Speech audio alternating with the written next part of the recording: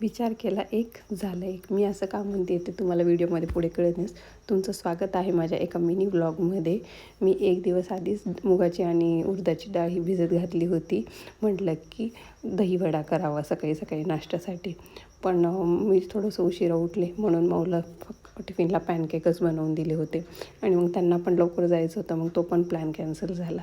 मग ते चालले गेले ऑफिसला, मऊ पण गेली. मग नंतर मी कॉफी वगैरे घेतली. मग नंतर विचार केला की आता मी काय करू. म्हणून मग मला एकटीसाठी तर तळायचं वगैरे नव्हतं.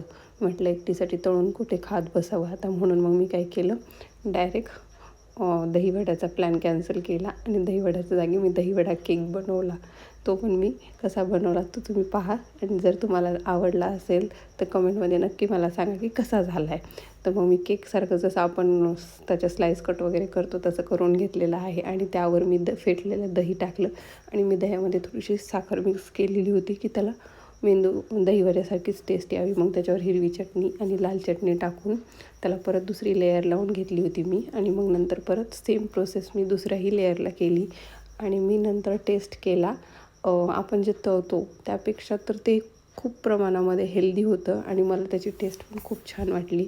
तर तुम्ही पण एक वेळेस ट्राय करून बघा की कसा होतो. त्यासाठीच मी तुम्हाला बोलले, मी विचार केला होता वेगळा आणि झालं माझ्यासोबत एक. तर तुम्ही पण ही रेसिपी नक्की ट्राय करा.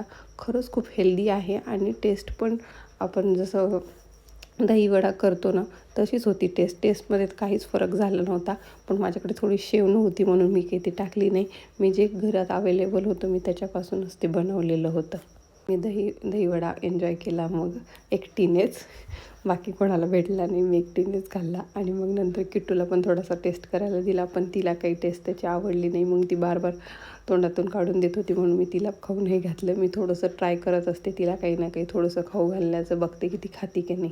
पण तिला त्याची काही टेस्ट नाही आवडली म्हणून मग मीच खाल्ला. मग नंतर किट्टूचा आता नवीन सध्या पराक्रम असा चालला आहे की तिला कुठलीही मोठी वस्तू दिसली की त्यामध्ये तिला जाऊन बसायचं असतं आणि नाटके करायचे असतात. ते टब असो, बॉक्स असो, बकेट असो, ती कशातही सध्या बसतच चालली आहे. आणि त्याच्यातून पडते आणि रडते. हे पण एक तिचं नवीनच झालं आहे. आता तिला उठता येत नाही तरी उठत असते.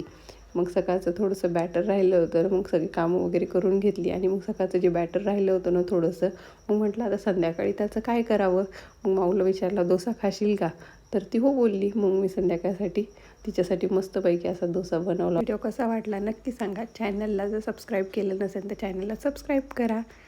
बाय. उद्या भेटू नेक्स्ट